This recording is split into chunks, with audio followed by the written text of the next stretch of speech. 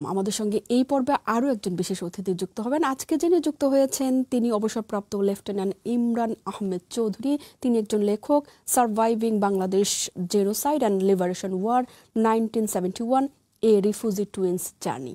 আমরা কথা বলবো তার সাথে, জানার চেষ্টা করব বিভিন্ন বিষয়ে তার মতামত। আসসালামু আলাইকুম। আসসালামু thank you for having me. আমি অত্যন্ত আনন্দিত যে আপনারা আমাকে আপনাদের শোতে আজকে আসতে বলেছেন। আপনাকে অসংখ্য ধন্যবাদ। আপনি আজকে আমাদের সঙ্গে যুক্ত হয়েছেন এবং আমাদের এই আয়োজনে আপনাকে অনেক অনেক অভিনন্দন। Same to you, thank you. জি, একেবারে শুরুতে জানবো যে অ্যামাজনে মিলছে আপনার লেখা এই রিফিউজি টুইন্স জার্নি এই বইটি। এই বইয়ের বিষয়বস্তু নিয়ে যদি আমাদেরকে একটু বিস্তারিত জানাতেন। এই বইটা হচ্ছে 1971 সালে বাংলাদেশের স্বাধীনতা যুদ্ধে আমার আহ, জীবনের উপরে বয়ে যাওয়া যে ঝড় এবং আমার পরিবারের যে অবদান স্বাধীনতা যুদ্ধে এবং আমার পরিবারের যে আত্মত্যাগ জি, এবং সামগ্রিকভাবে পুরো ইস্ট পাকিস্তান থেকে যেসব রিফিউজিরা বিশেষ করে ত্রিপুরা রাজ্যে গিয়েছিল তাদের উপরে লেখা এই বইটি। জি, অসংখ্য ধন্যবাদ। সেই সময় আসলে আপনি সবকিছুকে একেবারে বিন্যস্তভাবে আপনার এই বইতে নিশ্চয়ই তুলে ধরেছেন। যে আমি তখন 11 বছর বয়সী ছিলাম এবং আম, আমার জীবনের সবচেয়ে কঠিনতম সময় ছিল সেই 9 মাস, যুদ্ধের সেই 9 মাস। জি, এবং সেই যুদ্ধের 9 মাসের স্মৃতি আমি আজও বহন করে আসছি। আমি 54 বছর যাবত এটা নিজের ভিতরে রেখেছি, বিভিন্ন ফ্রেন্ডলি কনভারসেশনে বা অন্যান্য জায়গায় বলেছি। জি, বাট লেখার সুযোগটা আমি পেয়েছি শুধু কোভিড-19 যখন লকডাউন হলো, তখন আমি এই এপ্রিলের 9 তারিখে এই বইটা লেখা শুরু করি। সাইমালটেনিয়াসলি আমি দুটো বই লিখেছি। একটা হচ্ছে যে বাংলা বইটা এক কম্পিউটারে লিখতাম, এক প্যারাগ্রাফ লেখার পরে আরেকটা কম্পিউটারে ইংলিশ প্যারাগ্রাফটা লিখতাম, সেম বাংলা যেটা লিখেছি সেটার ইংলিশ ট্রান্সলেশন। তো এই করতে করতে বইটা অনেক বড় হয়ে গেছিল, বাংলা এবং ইংলিশ দুটাই জি, 500 পাতার উপরে হয়ে গেছিল। তো পরে আমার পাবলিশার এবং আমার এজেন্ট বলল যে এত বড় বই তো কেউ পড়বে না, তো আপনি আপাতত জাস্ট এই প্রথম খণ্ডটা 16ই ডিসেম্বর পর্যন্ত রাখেন, এবং 16ই ডিসেম্বরের পরে যে আপনারা দেশে ফেরত আসলেন ওইটা দিয়েই এই প্রথম খণ্ড দুইটাই শেষ করেন। তো এটা শুরু হয়েছে আপনার জানুয়ারি থেকে, 1971 জানুয়ারি ফেব্রুয়ারি থেকে। নভেম্বরের কথাও বলেছি কিছুটা, যে 1970 সালের নভেম্বরে যেটা আপনার একটা ঘূর্ণিঝড় হয়েছিল, এবং জি, তারপর পরে আপনার হয়েছিল আমাদের একটা ইলেকশন ডিসেম্বর মাসে। তো ওইটার পথ ধরে একদম 1971 সালের 16ই ডিসেম্বর এবং 17ই ডিসেম্বর প্রত্যাবর্তন, ঠিক তারপরেই আমি এই বইটাকে স্টপ করেছি। জি, ধন্যবাদ। আপনার কাছে একটু জানবো যে বাংলাদেশের স্বাধীনতার ইতিহাসকে গত 17 বছর যেভাবে ব্যবহার করা হয়েছে, এই বিষয়টি আপনি কিভাবে দেখছেন? আমি আসলে এটা ঠিক বলতে পারবো না, কারণ আমি তো লন্ডনে থাকি, আমি খুব একটা খেয়াল রাখতে পারি না। আমি এই আমার স্বাধীনতা যুদ্ধ, এটা আমার স্বাধীনতা যুদ্ধ, আমার পরিবারের স্বাধীনতা যুদ্ধ। জি, ওটা নিয়ে আমি কথা বলতে মানে ওটাই আমি কথা বলি, ওটাই আমার সাবজেক্ট, এবং এই কারণেই আমি সকলের কাছে পরিচিত যে আমার ফ্যামিলির ইতিহাস এবং স্বাধীনতা যুদ্ধের ইন্ডিয়াতে কি হয়েছিল ওইটুক, বাট তারপরে বাংলাদেশের কি হয়েছে এটা আমি ওয়াকেবহাল না, আসলে সত্যি কথা বলতে কি। জি, আপনি তো আসলে দীর্ঘদিন বাংলাদেশেও ছিলেন এবং আপনি একজন মুক্তিযোদ্ধা পরিবারের সন্তান। সেই হিসেবে আসলে বাংলাদেশকে কিভাবে, গত 54 বছরের যে একটা ইতিহাস, সেটিকে কিভাবে মূল্যায়ন করেন? এটা থ্যাংক ইউ। আমি মূল্যায়ন করি, আমি আমি দেখেন, আমি খুব অপটিমিস্টিক মানুষ, আমি নেগেটিভ না। আমি মূল্যায়ন করি যে আমি আজকে বেঁচে আছি আমার বাংলাদেশ স্বাধীন হয়েছিল বলে। জি, বাংলাদেশ যদি 16ই ডিসেম্বরে স্বাধীন না হতো, তাহলে আমরা যে জীবন যাপন করছিলাম ইন্ডিয়াতে একজন রেফিউজি হিসাবে, যদিও তারা আমাদের জন্য অনেক কিছু করেছে, আমরা তাদের কাছে আজীবন কৃতজ্ঞ, জি, তারপরেও আমি মনে করি আমার পরিবারের যে শারীরিক অবস্থা, সুস্থতা এবং মানসিক যে কষ্ট ছিল, আর যদি এটা কিছুদিন প্রলং করতো তাহলে আমাদের পক্ষে বাচ্চাটা মনে হয় সম্ভব হতো না। তাই আমি গর্বিত এবং আনন্দিত আমি দেশে ফিরতে পেরেছি। যদিও খুব বেদনাদায়ক ছিল দেশে ফেরাটা, কারণ জি আমার ভাই মুক্তিযুদ্ধে একজন 17 বছর বয়স্ক মুক্তিযোদ্ধা ছিল।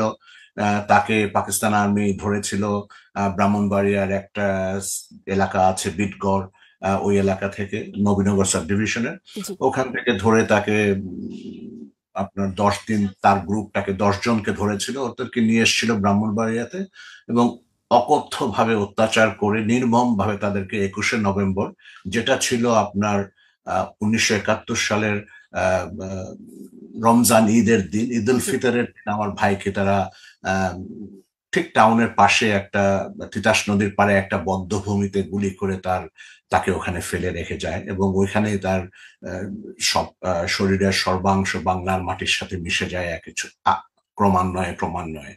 অতএব আর তারপরে তো আমার বাবার যুদ্ধ ছিল, আমার বাবার আহত হওয়ার ব্যাপার ছিল, তার পা কেটে ফেলবে কি পা রাখতে পারবে, ওটা নিয়েও একটা বিরাট শঙ্কা ছিল। তো সব মিলিয়ে বাংলাদেশের স্বাধীনতা যুদ্ধ, আমাদের যে রিফিউজি ক্যাম্পে দিনের পর দিন আধা পেটে খাওয়া, বিছানা ছাড়া শোয়া, আপনার কোন রকম নিত্য প্রয়োজনীয় কোনো জিনিস ছিল না, মাটির বিছানায় শুতে হতো, ফ্লোরের মধ্যে ঘুমাতে হতো, এই সারাদিন রেশনের জন্য দাঁড়িয়ে থাকতে হতো, জঙ্গল থেকে চুরি করে যে কাঠ নিয়ে আসতে হতো, এই যে সব জিনিসগুলো, এটার থেকে আমরা মুক্তি পেয়েছিলাম। তো অতএব আমি আর কোনো আনন্দে আনন্দিত হইতে চাই না, আমি ওইটাই মনে রাখতে চাই যে কিভাবে আমরা স্বাধীন হয়েছিলাম এবং কিভাবে আমরা দেশে ফেরত এসেছিলাম। আমি আপনাকে যেটা বলবো জি সেটা হচ্ছে যে আপনি যে প্রশ্নগুলো আমাকে রেট্রোস্পেক্টিভ করছেন, এগুলোর উত্তর আমি দিব না, এই কারণে এগুলোর সব উত্তর আমার নিজের ভাষ্য হিসাবে আরো 2টা বইতে দেওয়া আছে। জি ঠিক আছে, ধন্যবাদ ধন্যবাদ, নিশ্চয়ই আমরা সেই বইগুলো পড়বো এবং ওই জানার যখন চেষ্টা ওটা করবো। বেরোবে আপনি দেখতে পাবেন যে আমি কিভাবে নিজেকে উন্মোচন করেছি ওই 2টা বইতে। জি ঠিক আছে, নিশ্চয়ই নিশ্চয়ই। Thank you. জি জি থ্যাংক ধন্যবাদ। ইউ। আপনি তো 71 দেখেছেন, তো 71-এর যে পাকিস্তানি বাহিনীদের যে নির্যাতন ছিল বা যে অত্যাচারের চিত্র, সেই ইতিহাস কি আপনি আমাদেরকে একটু বর্ণনা করবেন কিনা, বা সেগুলো নিয়ে কোনো ভবিষ্যতে কোনো বই লেখালেখি করার ইচ্ছে আছে কিনা আপনার? আমার এই বইটা পড়লে আপনি পাবেন যে বড় বড় রচিত একটা বাহিনী, পাকিস্তান বাহিনী, পৃথিবীর সবচেয়ে নিকৃষ্টতম প্রাণী ওরা, এবং ওরা মুসলমান নামের একটা কলঙ্ক, এবং আমি ওদেরকে মনে প্রাণে অন্তর থেকে, অন্তরের অন্তঃস্থল থেকে নির্মম ভাবে ঘৃণা করি, এবং আমার এই ঘৃণা কোনোদিন যাবে না। ওরা যেভাবে আমাদের মা বোনদের ইজ্জত লুটেছে, ব্রাহ্মণবাড়িয়া, কসবা, জি আখাউড়া, শালদা নদী, এগুলো আমাদের চোখের দেখা। আমার বাড়ি হচ্ছে ইমামবাড়ি স্টেশনে, একদম বাংলাদেশের যেই শালদা নদী থেকে আখাউড়া পর্যন্ত বাংলাদেশের জি স্বাধীনতা যুদ্ধে সবচেয়ে বেশি যুদ্ধ হয়েছে। বাংলাদেশের স্বাধীনতা যুদ্ধে বাংলাদেশি বাহিনীর একজন বীরশ্রেষ্ঠ জি গঙ্গাসাগর, মানে আখাউড়া এবং ইমামবাড়ি স্টেশনের মাঝখানে যে যুদ্ধ, সেখানে একজন বাঙালি বীরশ্রেষ্ঠ পেয়েছে, সিপাহী আব্দুল হামিদ। আর ইন্ডিয়ান আর্মির যে বীরশ্রেষ্ঠ পেয়েছে, সেও গঙ্গাসাগরের যুদ্ধই বীরশ্রেষ্ঠ পেয়েছে। অতএব আমাদের এলাকাটা ছিল সবচেয়ে বন্ধুর একটা এলাকা, সবচেয়ে বিপজ্জনক একটা এলাকা, এবং এখানকার নারী পুরুষরা যেভাবে জি আত্মহতি দিয়েছে, এটা এই বইটা পড়লে আপনি বুঝতে পারবেন। এবং আমি যেটা বলবো যে জি নিশ্চয়ই। পৃথিবীর ইতিহাসে সেকেন্ড ওয়ার্ল্ড ওয়ারে যে আপনার জিউসদেরকে অত্যাচার করে হিটলার বাহিনী যে হলোকস্ট করেছিল, তারপরে সবচেয়ে বড় হলোকস্ট হয়েছে বাংলাদেশে। কিন্তু অত্যন্ত দুঃখজনক ব্যাপার হচ্ছে যে আমাদের এটার জন্য আমরা পাকিস্তান এবং পাকিস্তানের বর্বর ওই পাকিস্তানি বাহিনীকে কাঠগড়ার সামনে দাঁড় করাতে পারি নাই। তবে একটা কথা সত্যি যে একদিন না একদিন আমার জেনারেশন, আমার ডিসেন্ডেন্টসরা ওদেরকে কাঠগড়ায় দাঁড়াবে, এবং 1971 সালের বর্বরচিত আচরণের জন্য তাদেরকে বিচারের সম্মুখীন করবে করবে বলে আমি মনে করি। জি জি আপনার কাছে আরেকটু জানবো যে এই যে যে পাকিস্তান প্রায় 54 বছর হয়ে যাচ্ছে, কিন্তু পাকিস্তান এখন পর্যন্ত তাদের যে বর্বরতা, তাদের যে নির্যাতন, গণহত্যা, সেটির জন্য এখনো অফিসিয়ালি ক্ষমা প্রার্থনা করেনি। আপনি আসলে এই বিষয়টিকে কিভাবে দেখছেন? এটা শুনেন, এখানে অনেক ভূ রাজনৈতিক ব্যাপার আছে, জি কান টানলে মাথা আসবে। ঠিক আছে, আপনি যদি পাকিস্তানকে কাঠগড়ায় খাড়া করাতে চান, তাহলে আমেরিকাতে আনতে হবে। আমেরিকাকে যদি আনতে হন, কারণ ওদের অস্ত্র দিয়ে, ওদের 76 স্যাবরজয়েট দিয়ে ব্রাহ্মণবাড়িয়াতে বমিং করা হয়েছে, পুরো বাংলাদেশে বমিং করা হয়েছে, ওদের গুলি দিয়ে ওদের কামান দিয়ে আমাদেরকে খুন করা হয়েছে। তারপরে হচ্ছে চাইনিজদেরকে ওখানে নিয়ে আসবে, বিকজ চাইনিজ অস্ত্র এবং চাইনিজ গোলা বারুদ দিয়ে ওরা আমাদেরকে হত্যা করেছে।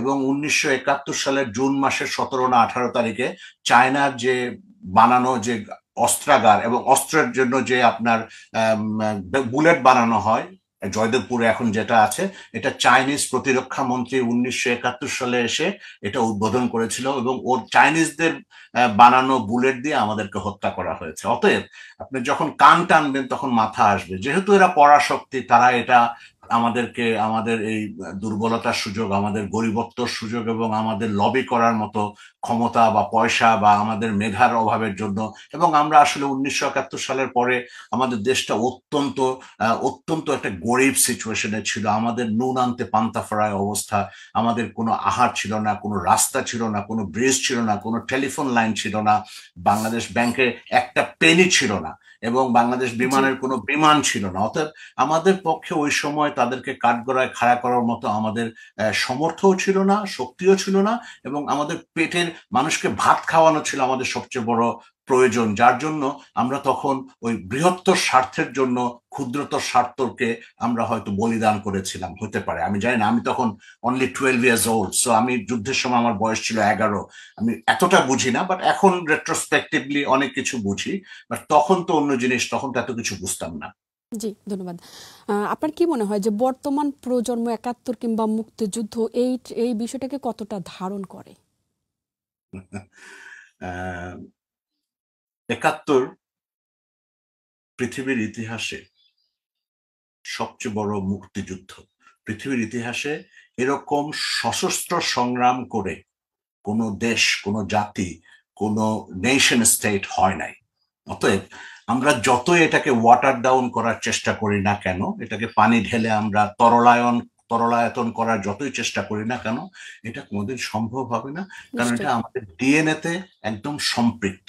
এবং যুগ যুগ ধরে আমাদের আগামী প্রজন্মরা 71 থেকে স্পৃহা পাবে, 71 থেকে তারা অনুপ্রেরণা পাবে, এবং 71-এর স্বপ্ন তারা সারা জীবনই দেখতে থাকবে। এবং একটা জিনিস বলে দেয় যে পৃথিবীতে 1971 সালের আগে সেকেন্ড ওয়ার্ল্ড ওয়ার 1945-এ শেষ হয়েছে। এই সময়টার মধ্যে এই আমাদের যুদ্ধটা ছিল সবচেয়ে বিভৎসতম যুদ্ধ। তবে প্রত্যেকটা বাঙালি পরিবার, আমার মতো প্রত্যেকটা বাঙালি পরিবার কিছু না কিছু হলেও আঘাত পেয়েছে। এদের ডিএনএর মধ্যে স্মৃতিটা অত্যন্ত প্রকটভাবে সম্পৃক্ত। তাই আমি মনে করি না আগামী 100 জেনারেশনও আমরা স্বাধীনতার যুদ্ধকে ভুলে যাব। যতই বিরোধী শক্তি বা অন্যান্য শক্তি বা পরাশক্তিরা যতই চেষ্টা করুক, এবং যারা এখনকার র্যাডিক্যাল গ্রুপরা আছে, যাদের হাতে ঘা লাগে, তারা যদি চেষ্টা করে, তারা নির্মম ভাবে ফেল করবে, নির্মম ভাবে। সাময়িকভাবে গেইন পাবে, বাট সত্যের জয় সবসময় হবে, এটা মনে রাখবেন। বাট এখানে আমার কারোর এগেনস্টে কিন্তু কোনো ব্যক্তিগত আক্রোশ নেই, আমি এটা বলছি জাতিগত আক্রোশ। আমার মা, আপনার বোন, আপনার নানি, আপনার দাদিকে যদি কেউ অত্যাচার করে থাকে, আমাদের সমষ্টিগতভাবে প্রত্যেক বাঙালি, যারা আমরা বাংলায় কথা বলি, বাংলায় যারা আমরা চিন্তা করি, যারা বাংলায় আমরা গান গাই, যারা আমরা বাংলায় বই পড়ি, আমাদের মননে এই ঘৃণাটা সবসময় থাকবে, এবং আমাদের আত্মায় একটা আত্মতৃপ্তির অভাব আছে যে আমরা ওই পশুদেরকে কাঠগড়ায় খাড়া করতে পারলাম না, হয়তো একদিন আমরা করবো। But I'm not anti anyone, if you understand what I'm trying to say. I'm a very peace-loving guy. I have no animosity with anybody personally. It's not personal. It's collective responsibility.